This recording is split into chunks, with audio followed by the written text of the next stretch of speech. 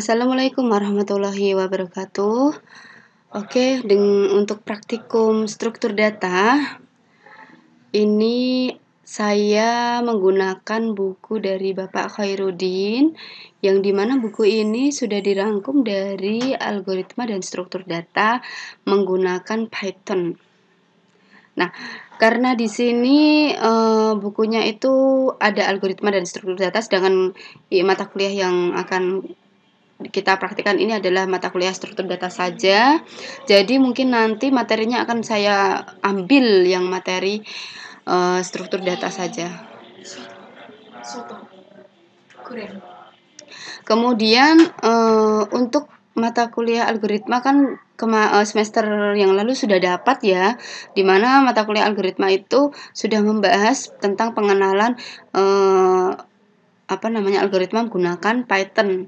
Jadi untuk praktikum struktur data kali ini saya skip bagian-bagian yang dimana materinya sudah dibahas di mata kuliah algoritma.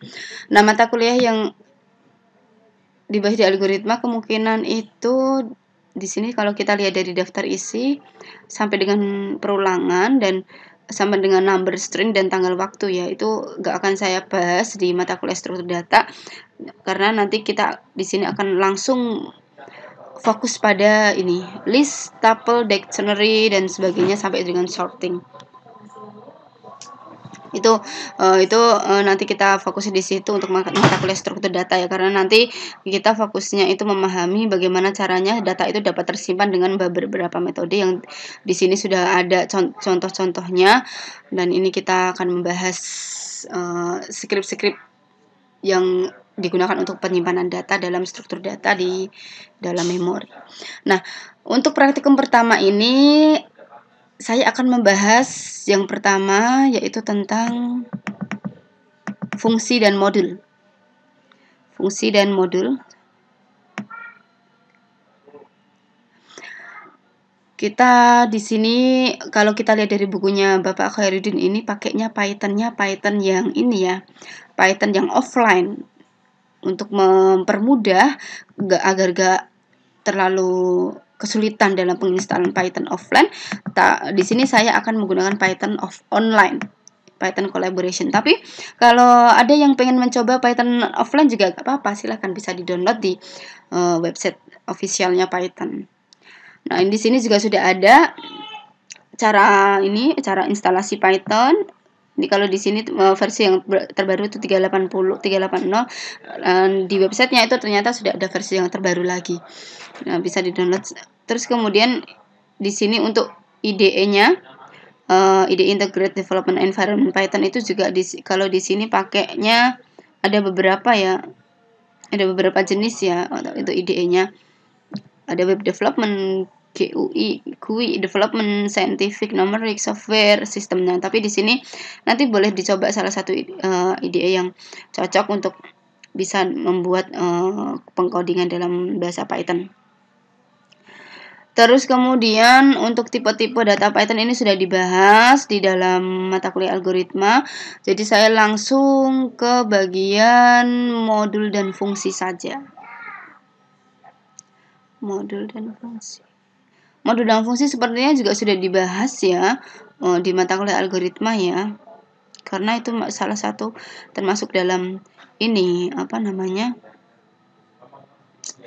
dalam struktur algoritma itu sendiri. Jadi ini saya skip saja ya yang modul algoritma ya. Modul dan fungsi ya maksud saya. Nah, ini saya akan langsung fokus ke bagian metode penyimpanan data pakai list, tuple, dictionary, object, dan kelas.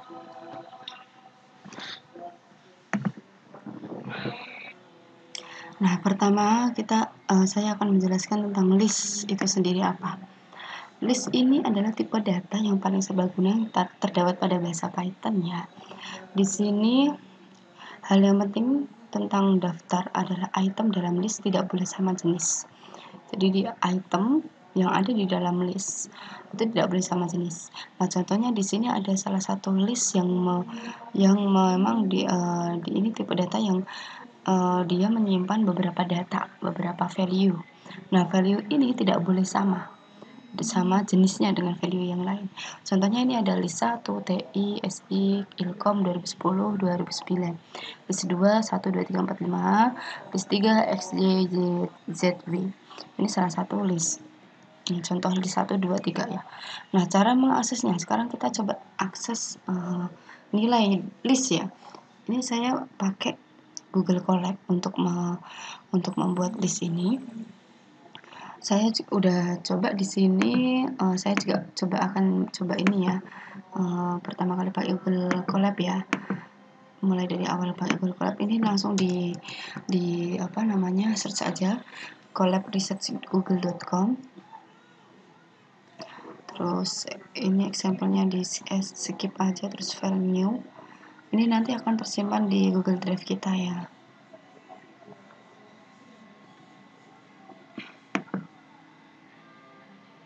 Kemudian di sini ini sudah muncul Google Colab kita.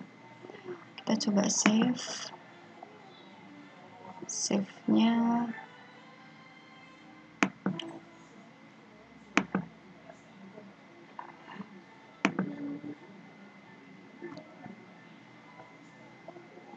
Ini ada drive GitHub.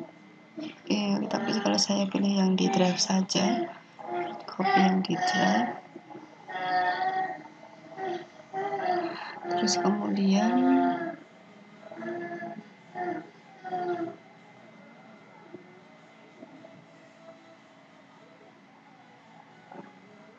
yang coba saya lihat di drive saya ya.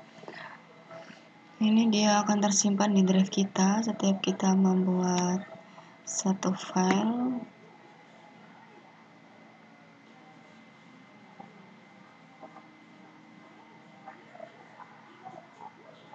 Harusnya ada di atas ini. Ini ya, di drive, langsung di drive kita yang dimana kita juga bisa merename lewat Google ini, apa namanya, Google Drive-nya.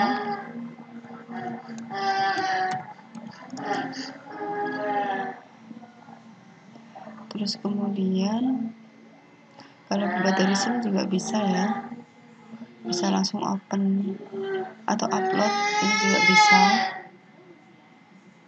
Kalau ini save a copy in drive ya, tadi yang saya lakukan ya.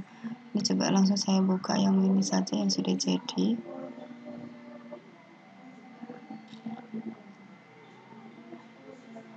Nah, ini coba saya mau mencontohkan untuk membuat list yang tadi ya, yang TI, SI, Ilkom 2020, 2021. Kemudian ketika ingin menampilkan list, itu juga bisa untuk mengakses list. Di sini saya contohkan list kedua ya.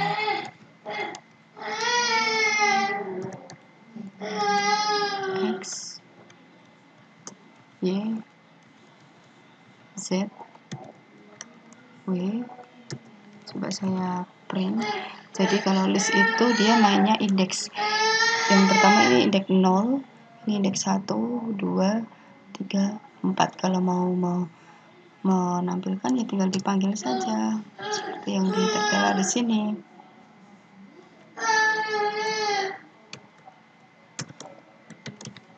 List 1 indeks ke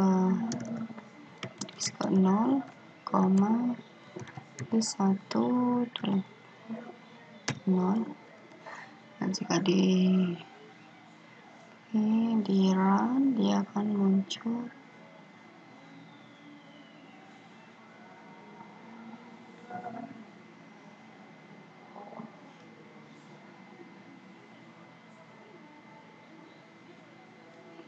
Nah, ini indeks ke 0-nya TI ya, indeks ke 0-nya. Terus kemudian di sini juga bisa ngeprint seperti ini, yang saya coba pakai list yang angka ya, tipe angka ya, list 3 ya.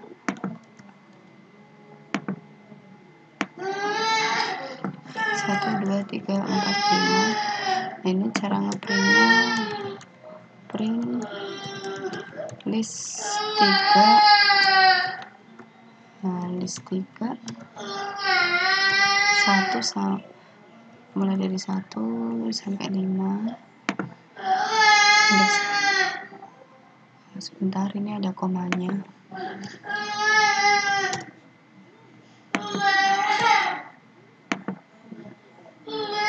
Nah, seperti itu kira-kira.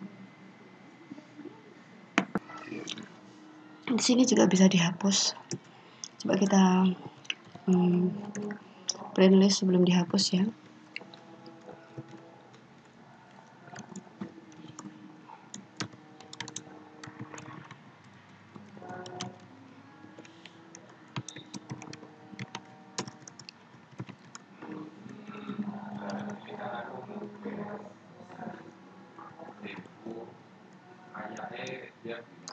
Indeks kedua berarti 1 ya.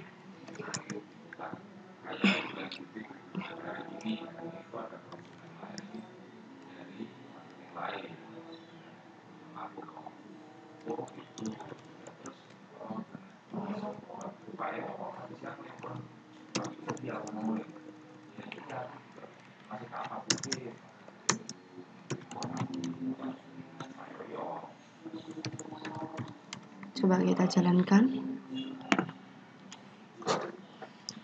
sebelum dihapus. Indeks kedua sebelum dihapus. Oh, ini indeks 2, maaf ya. Ini indeks 2. List 2 maksudnya ya. List 1 maksud saya ini. Oke, ini sebelum dihapus itu SI masih muncul. Setelah dihapus, SI-nya hilang. Kalau mau diupdate, ini juga sudah ada di sini untuk ngupdate.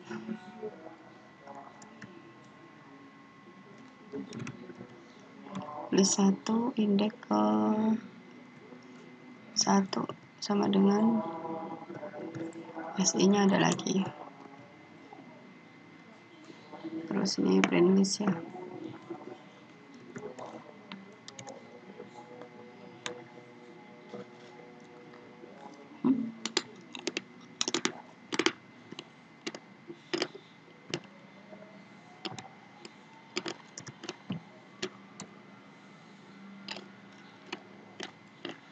Nah, ini SI muncul lagi. Itu untuk mengubah atau menghapus seperti ini ya, untuk list. Yang kedua, setelah list,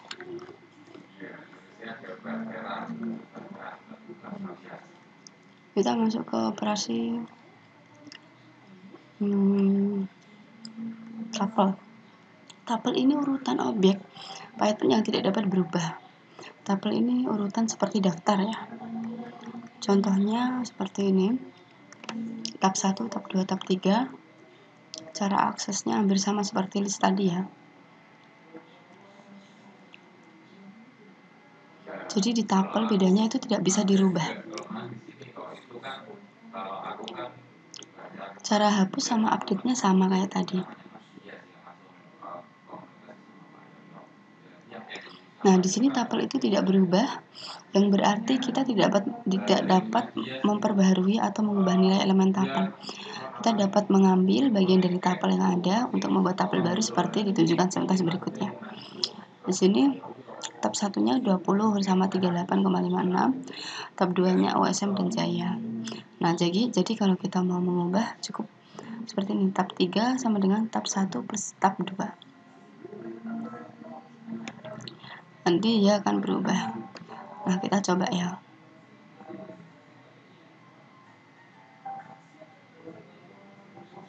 Kita coba dulu. Jadi value-nya nggak bisa dirubah, tapi bisa dimanipulasi.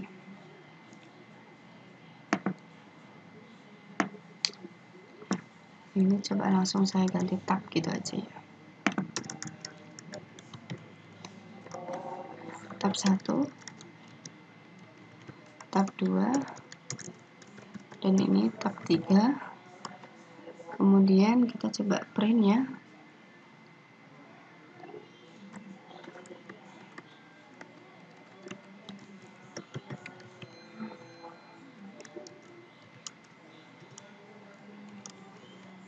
1 indeks 2,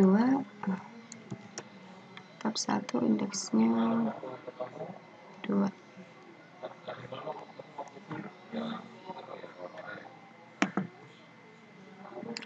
Ilkom ya, karena dimulai dari 0 jadinya keduanya ilkom ya. Terus kemudian kita mau ngupdate ya. Coba kita bikin tab 4 sama dengan seperti yang di modul. Tab 1 plus tab 2.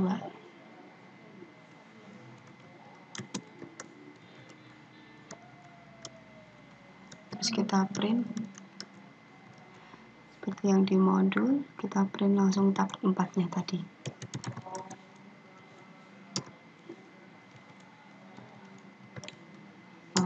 Ya. Nah, ini langsung bergabung ya. Tabnya langsung bergabung antara tab 1 sama tab 2 ini tadi.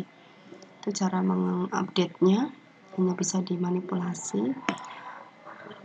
Terus cara hapusnya sama sih kayak yang di list tadi, pakainya del.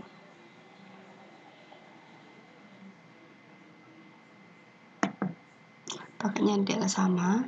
Kemudian setelah tuple ini dictionary ini nilai dari dictionary ini bisa berupa tipe apapun. Namun key harus berupa tipe data yang tidak bisa berubah seperti string, angka, atau tuple. Nah, ini biasanya untuk mengakses elemen dictionary ini kita dapat menggunakan tanda kurung siku yang sudah dikenal bersama dengan key untuk mendapatkan nilainya. Coba saya buat ini ya, dictionary seperti yang di modul.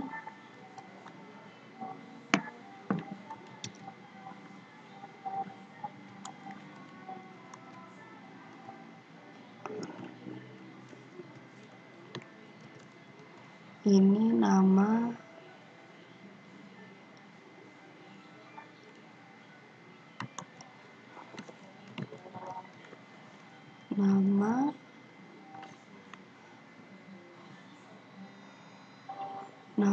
titik 2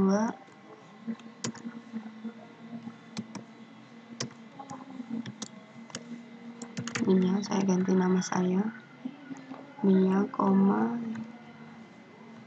titik 2 usianya titik 2 10, terus alamat ya, alamat titik 2 Semarang. Sama ya, kalau usia kan biasanya pakai int, jadi tidak perlu pakai string tanda petik, cukup angka aja. Terus yang kedua kita print dik, ini pakai T ya, kita print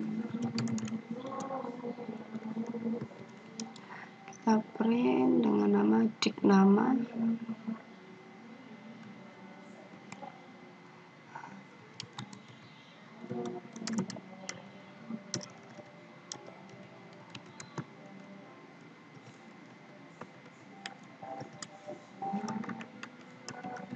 Dik nama sama dengan koma dik nama, panggil yang namanya itu kan. Terus ini yang dikasih tanda petik 1. Coba yang kedua dik usia, ini berarti ya harus sama ya,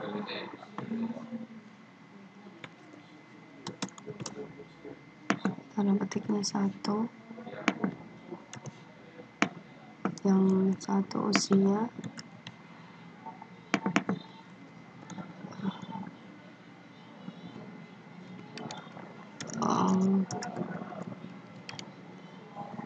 coba kita print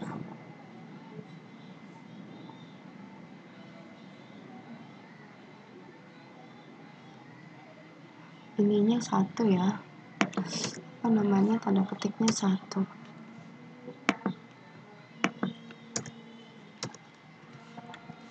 Saya salah mau tanda petiknya 1.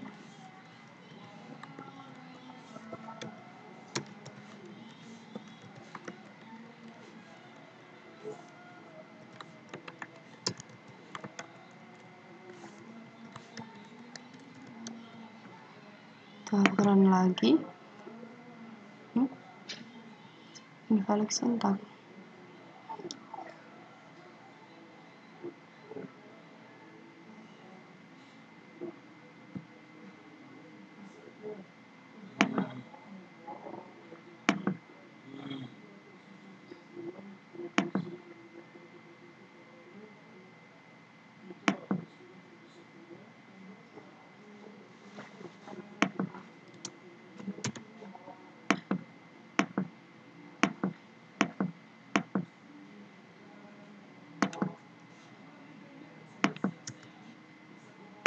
Kita tebas pas.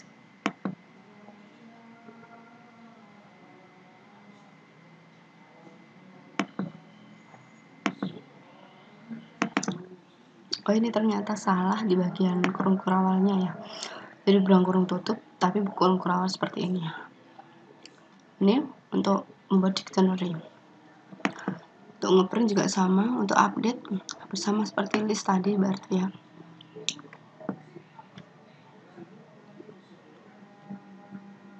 Ini coba usianya saya rubah dan menambahkan entry baru berarti ya. Oke, ini coba saya rubah dictionary-nya di bagian usia, tanda petiknya 1. Usianya saya rubah jadi 29. Kemudian saya tambahkan sekolahnya,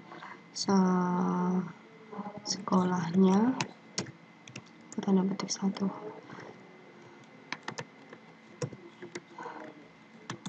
Ini sekolahnya USM Semarang, SMA 2 Semarang.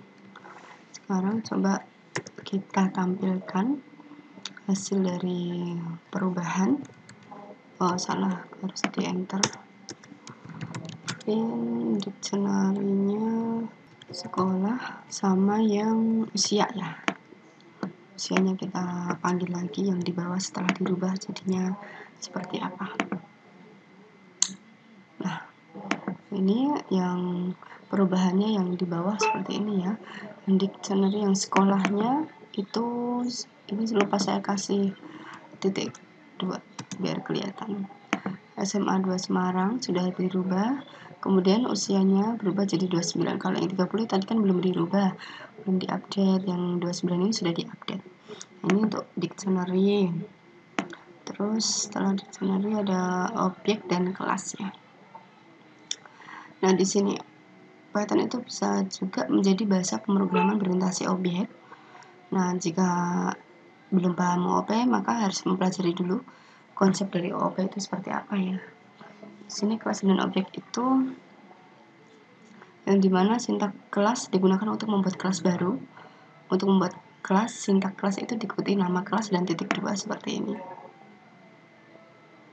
Nih, kelas employee.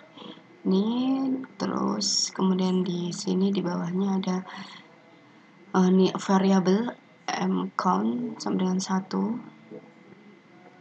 Kemudian def init itu juga kelas yang dimana di dalamnya ada parameter self, nama dan salary. Terus def display count, parameternya self sama def. Oh, ini metodenya ya, yang def init sama def display count sama def display employee. Jadi di dalam kelas biasanya ada beberapa metode. Kelas itu biasanya dinamakan diawali dengan kata kelas.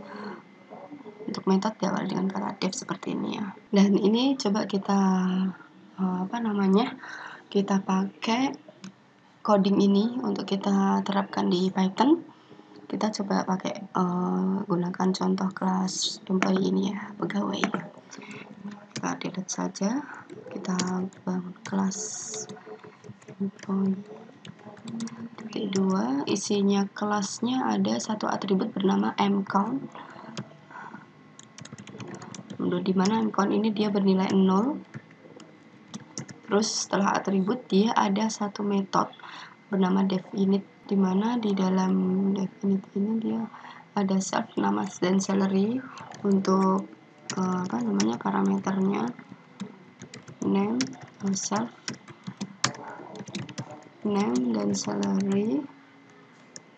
Di dalam def kurang titik 2, di dalam def ada self nama sama dengan nama, ini untuk pemanggilan. Terus kemudian ada def lagi dengan nama, defnya display count self, pakainya D kecil.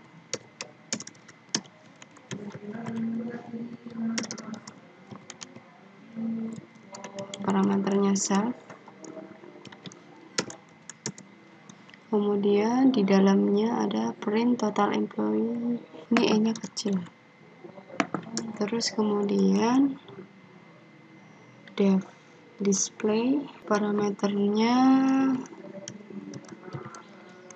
ada self juga, kurang titik 2 ya. Terus ininya print nama sama salary, salary-nya self salary. Oke, terus kemudian ada M1, ini untuk buatan variabel baru ya, ini M1 sama dengan employee Udin, ini untuk penginputan ya. M1 display, M1 dot display apa ini, display employee, M2 dot. Nah, perhatikan juga untuk penamaan ini parameter itu harus sama. Tadi kan di sini tadi saya kasih nama bukan name, jadi errornya di situ tadi.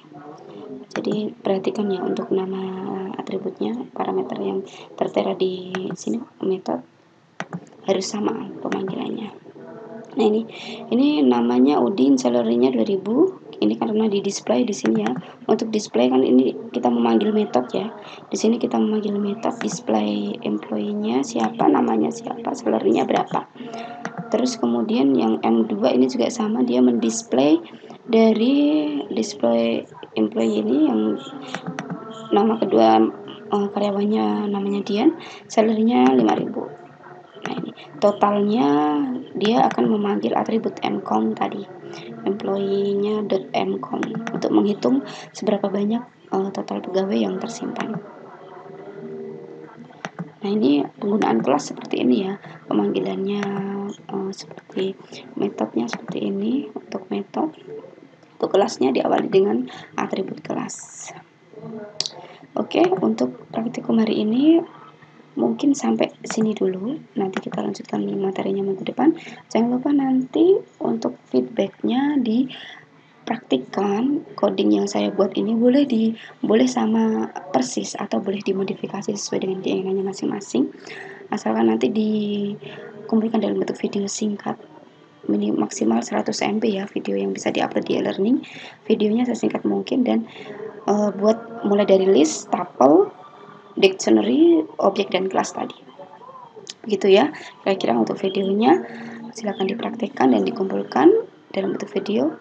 Jika ada pertanyaan nanti bisa diskusi di e-learning. Saya akhiri dulu praktikum kali ini. Wassalamualaikum warahmatullahi wabarakatuh.